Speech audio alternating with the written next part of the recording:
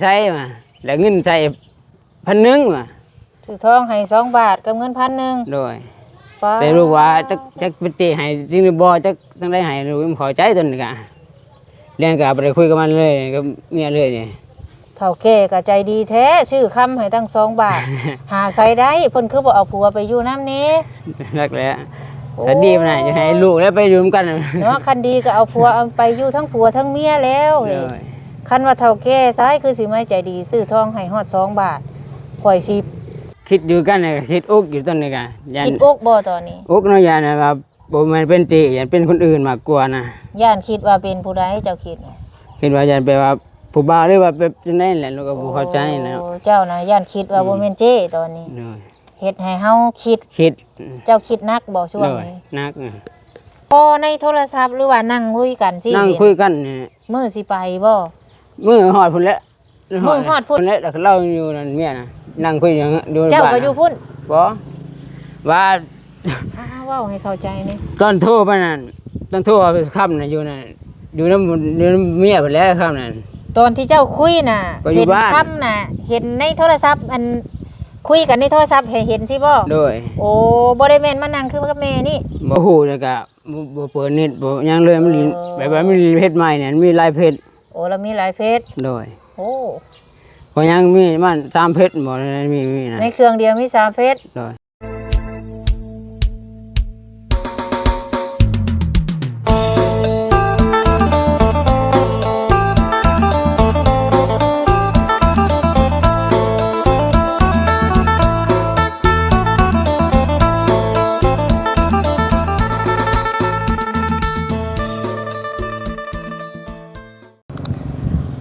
มาพี่น้องเปิดภาพมามื้อนี้เนาะแล้วก็มีทางผู้รักผู้ใหญ่ให้สบุญแวะมาเยี่ยมยามถามข่าวแวะมาทางหาทางท้องใสพี่น้องเอ้ยมื้อนี้เนาะอากาศทักทายสบายดีพี่น้อง FC เบิดสุขุสุคนสู่หม่องสู่บ่อนเด้อพี่น้องเด้อว่า FC ทั้งฝั่งลาวฝั่งไทยและต่างประเทศยินดีต้อนรับเข้าสู่ซ่องสาวบุญมาบ้านเฮาคือเก่าพี่น้องเอ้ยพ่อกันมื้อนี้แวะมาหาทางท้องใจก่อนพี่น้องเอ้ยเนาะมีทาง FC เฮาคอมเมนต์มาหาสาวบุญเอ้ยคือบ่ไปหาทางท้องใสแน่ว่าซั่นว่าทางน้องน้ำฝนบ่อยู่เด้อว่าซั่นเนาะว่าไปอีกแล้วอันนี้ทั้งสาวบุญก็บ่ฮู้พี่น้องเพราะว่าเมื่อก่อนเนาะบอกว่ามาแล้วสิมาอยู่เฮ็ดไร่เฮ็ดนานํกันตั้งแต่มื้อนั้นล่ะสบุญก็บ่ได้เข้ามาอีกเลยมื้อนี้สบุญก็เห็นทั้งคลิปเบาต้าแล้วก็มีทั้งเอื้อยทั้งอ้ายเพิ่นแซ่มาให้สบุญเบิ่งว่าทางน้องน้ำฝนไปแล้วว่าซั่นเนาะไปหาเงินว่าซั่นพี่น้องเอ้ยเรื่องการไปหาเงินหาคำทางเฮาก็บ่ได้หาบ่ได้ห่วงคะแนนว่าไปหาเงินแล้วก็ไปในทางที่ดีเนาะวันนี้ก็เลยอยากแวะมาถามต่อทางท้องใสนี่แหละพี่น้องเห็นว่าหลายผู้หลายคนเนาะคอมเมนต์มาให้สบุญนี่เข้ามาเบิ่งแน่ว่าซั่นไปถามเบิ่งแน่ว่าเป็นจังได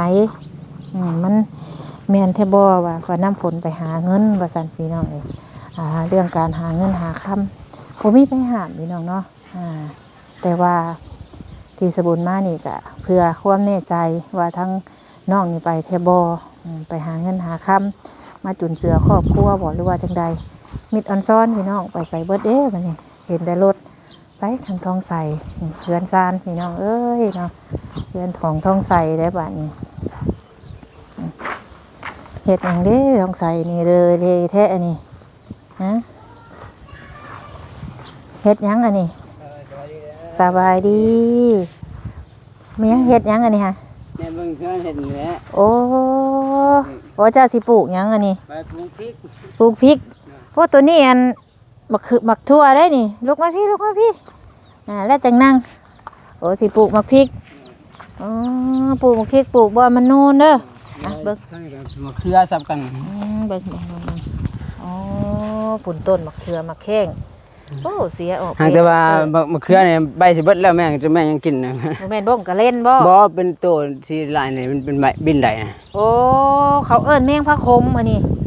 มันกินละเดือดตะกางกินเด็ดหัวเอารถแมงนี่เข้าละอันตรายได้นี่โอ้เจ้าสิปลูกมักพริกมีแล้วบ่เบี้ยมักพริก ก็สิสอหาแล้วมันเป็น โอ้นี่ดิสิได้กินได้ทมเหงามันแม่น ทางลมมีปูเครือลมนั่นสิประซับกัน มาแต่ไสนี่ นั่นแต่สิยาขายา สิยาคาหญ้าเขาจ้างบ่ เขาจ้าง โอ้เพิ่นจ้างได้น่ะ จ้างเป็นแล้วนะคือ พูด 300,000 หน้าผู้โอ้แล้วแหละ300,000แล้วล่ะบ่บัดนี้ แล้ว อ๋อไปฉีดจังมื้อ เมื่อวานนี่ไปพอดี2 โมงป้านั่นจะไปบ่แล้วเลยเดียว ได้เงินแล้ว300,000เรียบร้อยบัดนี้ เรียบร้อย กวางเติบบ่300,000 สี่ให้ก็ห่วยเฮ็ดเป็นหน้า มันหรือมันยัง หน้า ฉีดเข้า โดยสีขาวขายาเนี่ยไปตามมันสิให้หน้า เข้า เลย เพิ่นออกแล้ว เนย โอ้แล้วบัดนี้ไปฉีดยาฆ่าบัดนี้ เนย โอ้ ขายาเลยแต่ โอ้ แต่เขา ฉีดยาฆ่าหญ้า เขา เลย บ่ตายเขานั่นบ่ตายสิ โอ้เข้านี่บ่ตาย เนย แต่หญ้าตาย หน้าตาย โอ้อ๋อเพิ่นฉีดหน้าสิให้ใหญ่เติบบ่ซำบ่เดินนี่แต่ละให้เบิ่งเดิน กลัวนี่แหละ กลัวเบิ่งเดินนี่อีก เนย ตา สองให้นั่นกลัวนี่แหละ อืม ให้หน่อย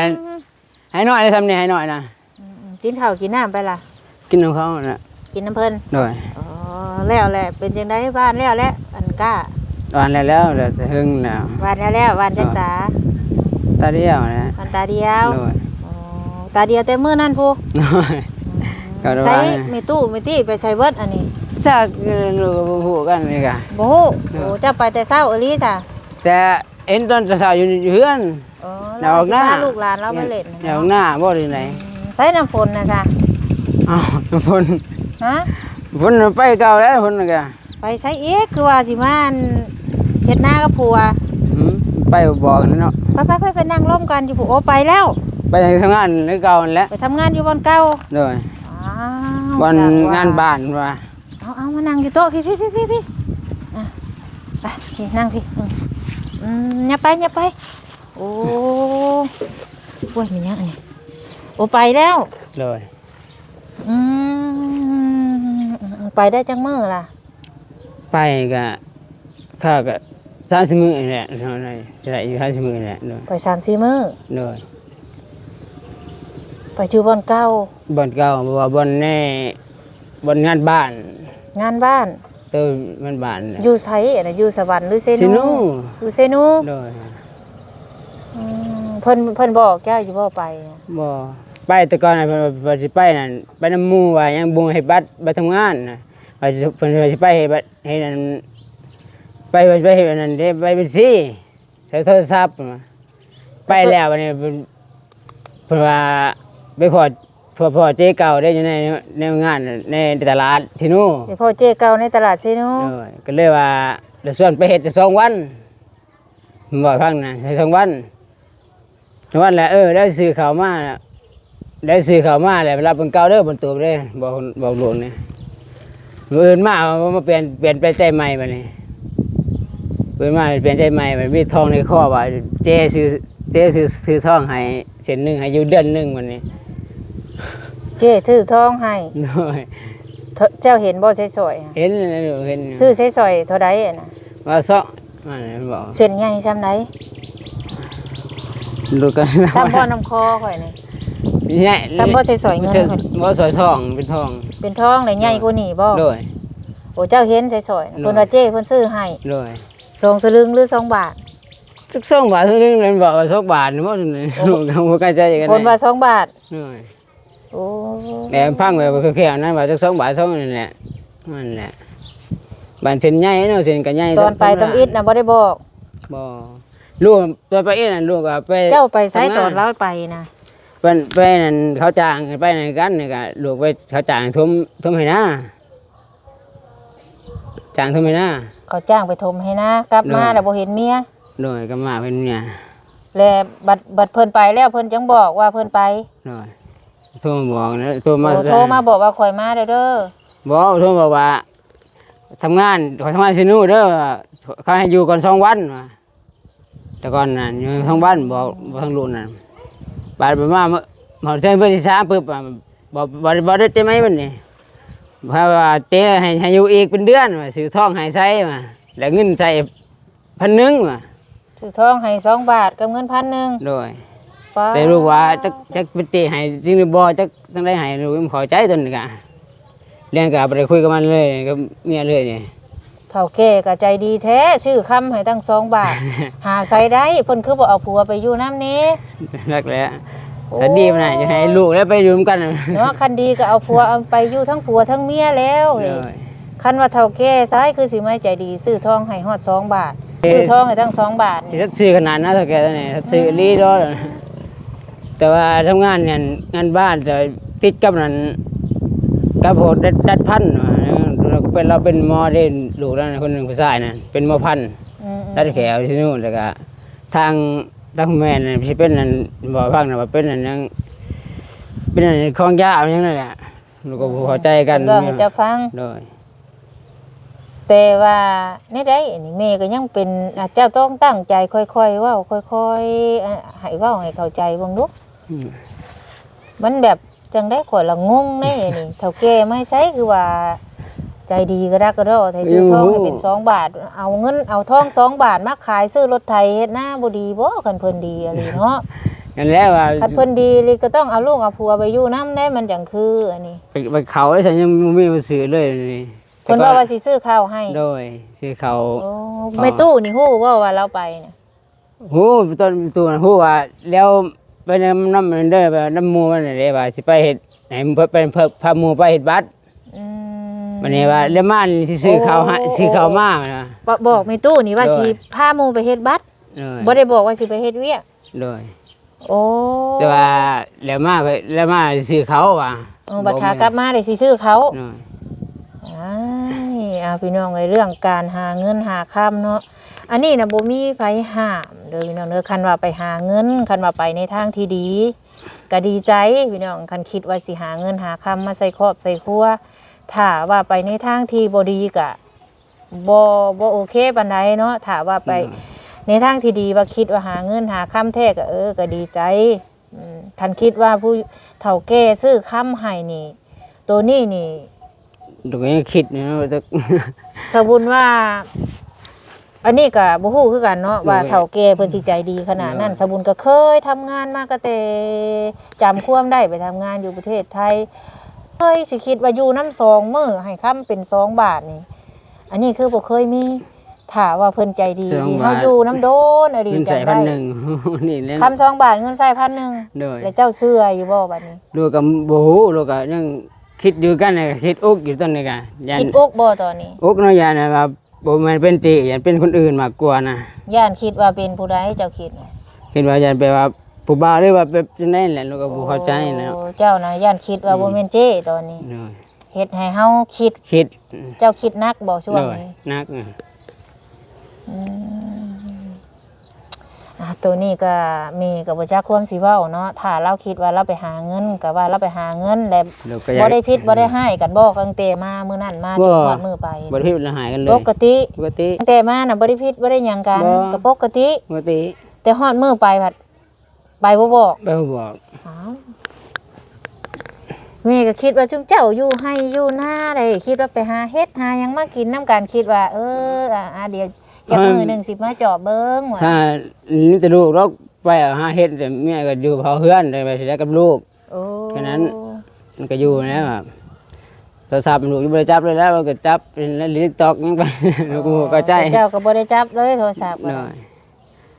จับมันชอบปึบมันก็บ่หายเนาะไอ้เครียดแล้วมันก็บ่ได้บอกเอาซะ โอ้คันเจ้าจับเลยเพิ่นเครียด ก็จับลิ้นเนาะก็แบบในน้ำเพิ่นนั่นเฮาเอาถือไปบ่ได้ โอ้อันนี้ก็มีแต่ให้เจ้าคอยคิดคอยเว้ากันว่าสิเอาจังใดก็แม่ก็บ่ฮู้ดอกเพราะว่า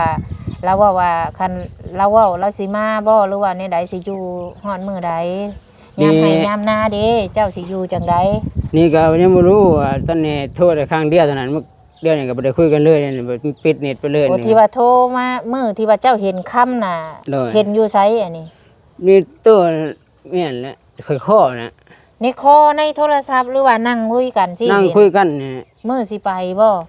มื้อฮอดพุ่นแล้ว มื้อฮอดพุ่นเดี๋ยวเราลบมา บ่ไปรถมานั่งคุยกันอยู่พุ่นแหล้วแล้วเราอยู่นั่นเมียน่ะนั่งคุยอยู่ดู เจ้า บ้น ก็อยู่พุ่น บ่ว่า เว้าให้เข้าใจนี่ ตอนโทรไปนั่นตอนโทรไปค่ำน่ะอยู่นั่นอยู่นำเมียพุ่นแล้วค่ำนั่น ตอนที่เจ้าคุยน่ะ ก็อยู่ เห็น บ้าน คำน่ะเห็นในโทรศัพท์อันคุยกันในโทรศัพท์เห็นสิบ่ โดย โอ้บ่ได้แม่นมานั่งคือกับแม่นี่ บ่ โอ้แบบเปิดกล้องให้เบิ่งว่าข่อยมีคำเฒ่าแก่ซื้อให้ข่อยสิบ่ โดย โอ้แล้วก็จับให้เบิ่ง โดยแล้วก็มีเงินโทร1,000แล้วก็มาอ่านนั่นน่ะ โอ้ ใช่ปะ เงินโทร1,000บัดเขา คิด นะ ว่าเพิ่นเอามาอะ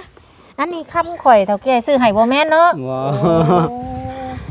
เพิ่นว่าเฒ่าแก่ดีเลยซื้อคำให้บัดนี้คันเพิ่นดีอดีฝนเอ้ยบัดสิข่อยอยากไปอยู่นํคันเพิ่นดี บ่ สิ บ่ได้นอกก็อยากไปเบิ่งงานอยากไปฮอดเจว่าจะแก้จังแล้วอยากฮู้เนาะอยากไปพ่อว่าเดี๋ยวขอบคุณเล่านะแล้วก็ ว่าเพิ่นดีเนาะ มันดี คันดาเมนเจอลีก็อยากไปขอบ ดี ขอบคุณเพิ่นที่เพิ่นซื้อให้เมีย โดยก็อยากไปเยี่ยมแน่ทั้งเมียกันเนาะบ่ อยากฮู้บ่อนเฮ็ด อ อย าก ยู่ ฮู้ เฮ็ด เฮ็ด เวีย เวีย ก กเอาบ่หยังก็ไปฮู้ซื่อดอก มื้อที่เราลงเฮือนไปนี่ท้องใสบ่ฮู้ว่าเมียไปถ้าว่าฮู้มื้อนั้นสินำก้นบ่ นำก็บ่ทัน ทันไหนแต่บ่ไปแบบบ่บอกเด้เฮาต้องดักคันเจ้าอยากฮู้เจ้าต้องดักเบิ่งว่าเขาไปแนวใดเจ้ากับขี้แอบไปรถจังสิฮู้ นี่ไปแล้วสิฮู้ อันนี้ก็พี่น้องเนาะตามความคิดของสบุญคันว่าเพิ่นไปหาเงินอะไรก็ใครอยู่หากมาสบุญบ่คักแนวนึงยามเฮ็ดไร่เฮ็ดนาเนาะมันบ่เคยมีได้ปะให้ผัวอยู่กับแม่เฒ่าเมียไปหาเงินบัดบ่ฮู้จุดหมายปลายทางว่าอยู่ไสทางแม่ตู้แล้วก็ฮู้ก็ซ้ำบ่ฮู้เนาะฮู้แต่ว่าสิไปพาหมู่ไปเฮ็ดบัตร วันนี้ว่าไปฮอดแล้วว่าซื้อข้าวให้ฝากเงินมาไปฝากเงินมาให้ซื้อเขาสอบหนึงแล้วก็เงิน1,000ให้ใช้นี่ก็บ่เห็นเลยตอนนี้ก็ ไม่ใช่ม้อยเลย สมัยเลยอาสมาอ่างข่อยหยังถามแน่ว่า สำปอยเอียนลงตมมาซั่นซะ โดย เฮ้อที่แม่มานี่ก็แม่ก็เห็นในคลิปเบาตาเนาะแล้วก็มีทาง FC เพิ่นว่าโอ้ไปเยี่ยมเบิ่งท้องใสนี่ว่าน้ำฝนไปอีกแล้วว่าจ้ะคันไปหาเงินก็ว่าไปก็ดีพี่น้องเอ้ยคันไปในทางที่บ่ดีก็อีตนท้องใสเฮาก็คิดว่าไปทางที่ดีไว้ก่อนนั่นแหละ ให้ดีก่อนเนี่ยก็ยังคิดอยู่ดอกนี่ก็คืออุ้มกัน เรื่ ท้ อ อง ง นี้ เนี่ย ก็มีแต่ขึ้นอยู่กับเจ้าสองคนบ่มีไผฮู้นำ โดย คือน้ำฝนกับเราเว้าอันนี้คือการคำเอ่ยเว้าเนาะถ้าว่าตัวไผก็ตัวได้ แต่ตัวเองตัวบ่ได้พี่น้องเอ้ยเรื่องนี้เรามาบอกผู้อื่นว่าไปนั่นแต่ว่าเฮาไปในนั่นก็บ่มีไผฮู้นำมีแต่ นี่ก็จะโทรหูแล้วก็บ่เปิดเน็ตบ่หยังเลยมันแบบว่ามันเพชรใหม่เนี่ยมันมีหลายเพชร โอ้เรามีหลายเพจ โดย โอ้ ก็ยังมีมัน3เพชรบ่ได้มีนะ ในเครื่องเดียวมี3เพจ โดย ป้า เพราะว่าเปิดเพชรนี่ขึ้นแล้วเปิดเพชรไหนเขาเพชรไหนก็ได้ ปิดตัวนี้แล้วไปเข้าเพจใหม่ โดย โธ่เก่งแต่แม่บุญยังเฮ็ดบ่เป็นเลย ถ้าจากรหัสเนี่ยถ้ารู้บ่จากรหัสมันชื่อ มีแต่คันว่าเราโทรมาจุงเจ้าก็คุยกันผัวเมียกันเด้อแม่ก็มีแต่ แต่คุยกันก็เงียบเลยเป็นทักเล่นแต่ตอนนี้ก็ยังเพิ่นคุยเลยนะจากทางนี้ไปจังได๋เขาบ่จังได๋ วันนี้เจ้าเด้เจ้าสิอยู่นี่บ่หรือว่าจังไดเมียบ่อยู่นี่เจ้าสิอยู่ได้บ่อยู่กับแม่เฒ่า ก็อยู่นี่แหละ อยู่ไป อยู่ไป อืม เคยใช้นอนดูก็นี่แหละ อยู่นี่ล่ะ เนาะ อยู่เฮือนนี่เพิ่นเฮ็ดให้เจ้าล่ะเด้อให้เป็นให้เฮือนเจ้าให้เจ้าอยู่คันเมียบ่อยู่ก็ได้ โดย บ่ต้องไปไสเมียบ่อยู่ก็เจ้าก็อยู่กับลูกเจ้าคะแนนทำความสะอาดมาแน่ปัดกวาดแน่เด้อ โดย เขาบ่อยู่ก็ถือว่าบ่มีเมียเฮาก็อยู่ได้ปัดได้เฮือนซานบ่ท่าแต่ผู้หญิงแนวใดมันสิสะอาดเฮาหั่นแหละมีแต่เฮาก็เพื่อใจไว้นํทำใจไว้นํคนเฮาก็ชีวิตบ่แน่นอนมีแต่เฮาอยู่ไปถ้าว่ามีหยังอยากเล่าให้ฟังก็เล่าโลดของใจหยังบ่คักใจหยังก็บอก สิเรายังเราบ่ได้ อยากให้แม่ช่วยหยังก็บอกได้ ให้ช่วยแค่จะฮู้มันทำงานแหละ อยากให้แม่ช่วยว่าอยากรู้ว่าบ่น้ำฝนทำงาน โดยงานสิหนูแต่ว่าอยู่งานแบบเป็นรัฐพันธ์ดอกรัฐเกตพันธ์สิหนูนี่ อยู่ดัดฟันมันก็บ่อึดได้คลินิกดัดฟันต้องใส่การในโทรศัพท์นี่คือที่แรกนี่ข่อยนั่งอยู่สิเอ้ยข่อยอยู่สวรรค์พี่เด้อกับโท ทุกคนก็ฮู้แล้วตั้งแต่ข่อยเข้าไปหันไปนี่ก็อยู่สวรรค์ตอนนี้ แต่ว่าทีนี้ดัดพันนั่นบัดว่ามีเฮือนนั่นอยู่นั่น2หลังกับลุงมาลุงไม่สนิทกันแบบเขานี่แหละ อืม แบบมันนอนแบบมันว่าพังนั้นนอนอยู่เทิงเฮือน อืม น้ำให้เบียดน้ำให้เบียดทั้งนี้ก็เฮ็ดแบบไป2เฮือนนะหลังทางหลังน่ะว่า โอ้ยอมรับว่าเฒ่าแก่ดีนี่แหละอันนี้มองนี่แหละจักสิอันนั้นซำใดเนาะ เห็นว่าแบบจะแก่เป็นผู้หญิงแต่ว่าคนน่ะนะแบบว่ายังมันว่าไปเอายังย่ายังอยู่ในมุกตลอดดอกว่าเวลาก็สั่งย่างทำมุกนะ อืม บอกนั่น ว่าเนี่ยใดก็ได้เบิดแหละพี่น้องเอ้ยเพราะว่าไผบ่ฮู้นำ โดย เนาะเราสิมาเว้านํเจ้าในใดเจ้าก็ไปนำแล้วเมียเว้าสู่ฟังเนาะ แต่เจ้าสิมาจริงหรือผู้ตอนนี้ก็ แม่น ตอนนี้ก็เหลือเขาเนี่ยยังตัวนะเนี่ยก็เขาก็ตัวรู้เลย ว่าสิเอาข้าวมาให้ โน่ย ตัวซ้ำ ก็สาม รู้สึกแนวใดบัดนี้เมียว่าสิเอาข้าวมาให้แล้วบ่เอามาให้ อ้าวจุกอะเจนได้สันสิเครียดสิได้มันก็บ่ได้เนาะบ่ได้อยู่ไกลเนาะ อืม เห็นยังบ่ได้ก็แต่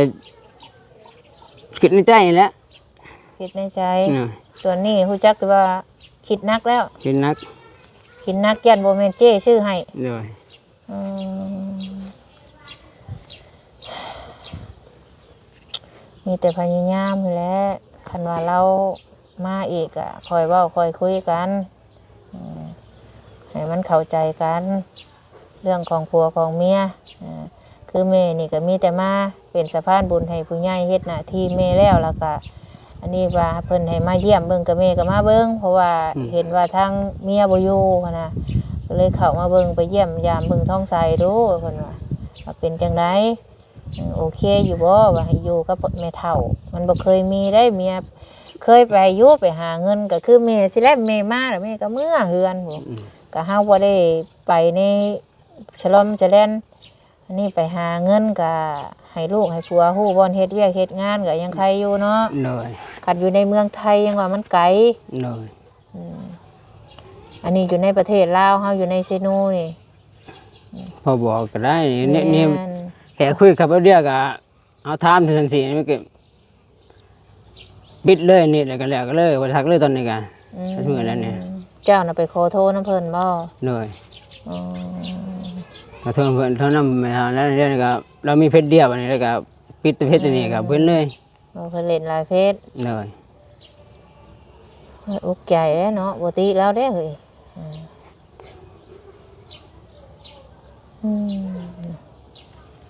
ก็มาเยี่ยมมายามเบิ่งแม่ตู้ก็จักเราไปทางใดแม่ตู้ก็ฮ้อบ่ฮู้ซัก ยันจะเพื่อน แม่ตู้ก็ได้เพิ่นบ่ได้เว้าว่าสิมาดำให้ดำนานำ เทศว่าเดือนเป็นเดือนสิมา สิ้นเดือนสิมา เลย เออ แต่ว่ายังหูจะสิวหรือบ่เดือนสิมาจริงหรือบ่ยังหูกันขนาดนี้ยังตัวแล้วเนาะยังตัวว่าเสื้อขาวเลยนะมันหายยังตัวเลยเนี่ย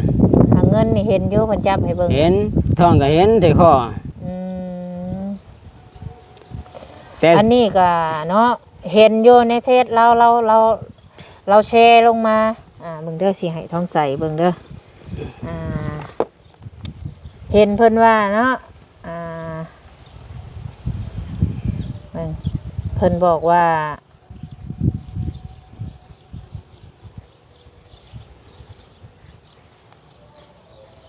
เพิ่นมีคนซื้อทองให้เพิ่นโพสต์ลงพี่น้องเอ้ย ไปตอกยังดอกเห็นเนาะ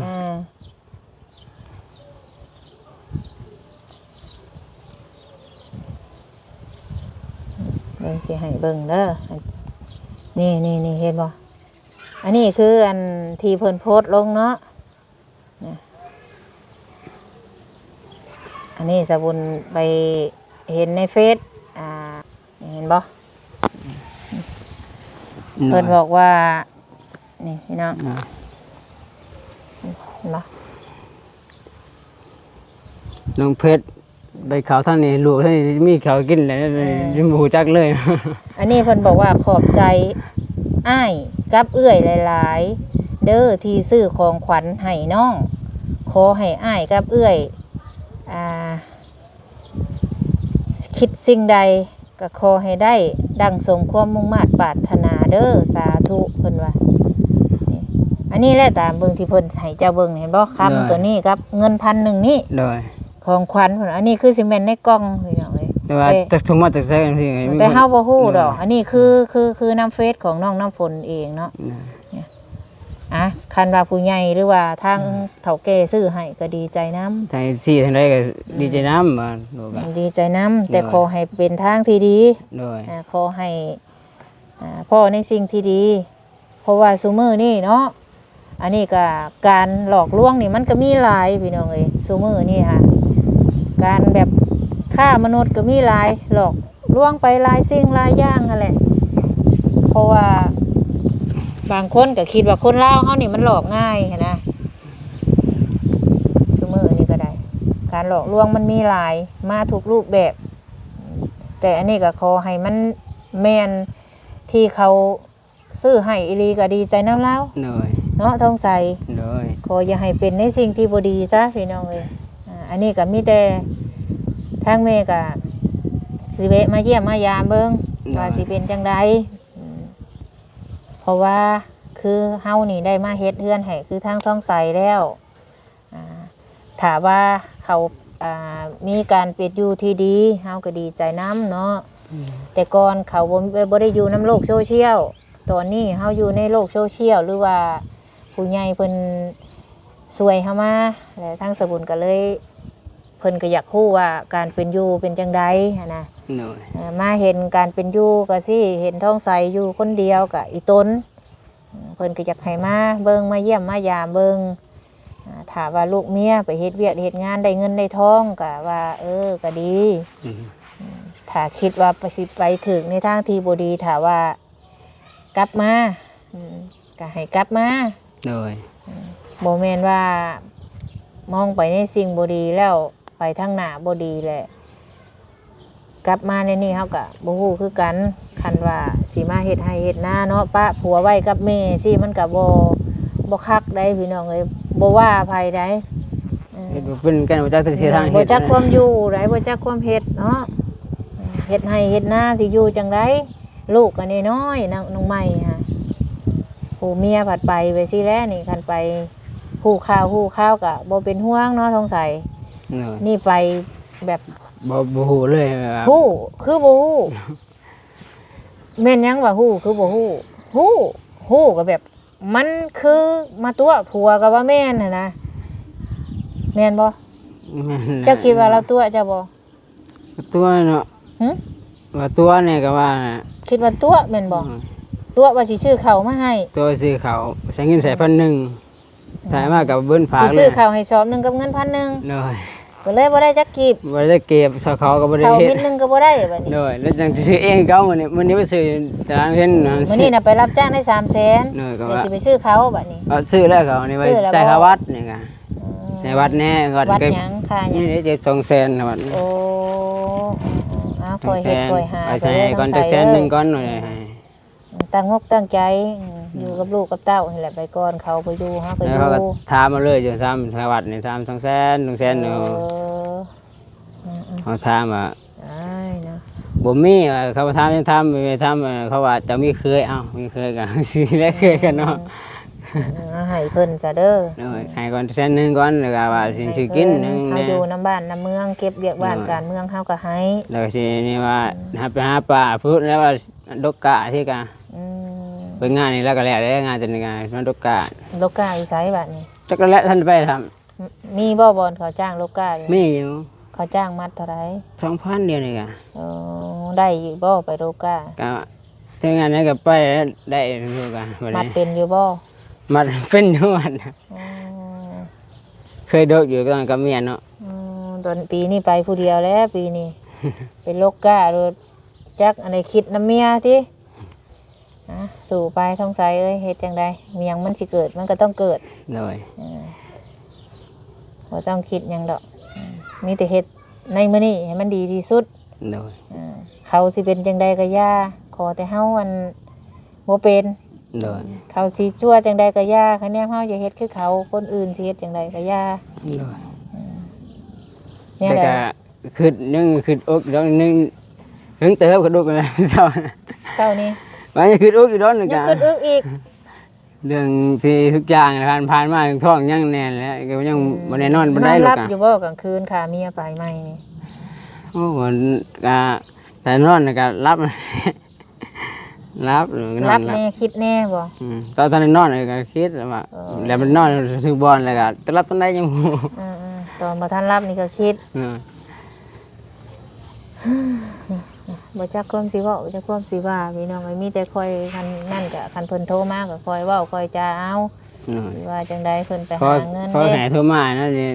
ไปโทรมาเลยพุ่นแหละรู้สึกเงียบเลยตอนนี้ โอเคสวัสดีน้องเนาะแล้วเฮาจังพุ่นละคลิปหน้าก่อนให้ต้องใส่พักพรก่อนมื้อนี้สบุญก็อยากรอคุยกับทางแม่ตู้เพิ่นนำแน่จังใดก็ให้กำลังใจท้องใส่ในเด้อพี่น้องเด้อเนาะตอนนี้ก็อยู่ซ้ำอยู่ตัวผู้เดียวก็แม่นอยู่ก็แม่เฒ่าแม่เฒ่าก็ฮูนักฮูนาพี่น้องเอ้ยลูกก็ยังน้อยเนาะอยู่กินตามธรรมชาติคอยเฮ็ดคอยหาไปเด้อท้องใส่เด้อ